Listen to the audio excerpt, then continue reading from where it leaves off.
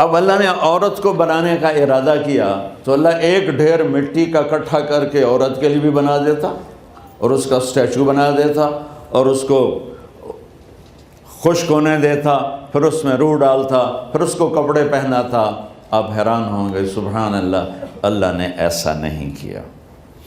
آدم علیہ السلام سوئے، آنکھ کھلی تو دیکھا ایک خوبصورت حسین عورت۔ یہ بات اکثر لوگوں کو معلوم ہوگی کہ یوسف علیہ السلام دنیا کے حسین ترین انسان تھے، اور یہ بات شاید کسی کو معلوم نہیں ہوگی کہ دنیا کی سب سے حسین خوبصورت عورت حضرت حوا ہے۔ حضرت آدم اور حوا قریب قریب عمر تھی۔ حضرت آدم کی عمر تو کتابوں میں مل جاتی ہے 1000 برس، لیکن حضرت حوا کی عمر کتنی تھی یہ کہیں پڑھنے کو ملا نہیں، اس لیے میں اندازہ کرتا ہوں کہ قریب قریب ہوگی۔ بڑھاپا نہیں آیا، بیماری نہیں آئی، اور حضرت حوا کو مینسز بھی نہیں آتے تھے۔ یہ عجیب بات آپ کو بتاؤں، اللہ نے اتنا جنت کا ان کے اندر نمونہ رکھا۔ تو اللہ تعالیٰ نے نکاح پڑھایا۔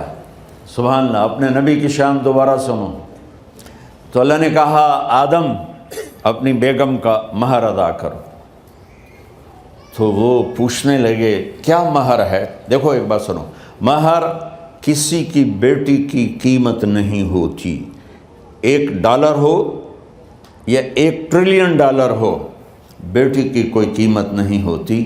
یہ ایک نشان ہے کہ اس بچی پر اب یہ جو خامند ہے وہ موت تک خرچہ اس کے ذمہ ہے، بیوی کے ذمہ خرچہ نہیں ہے۔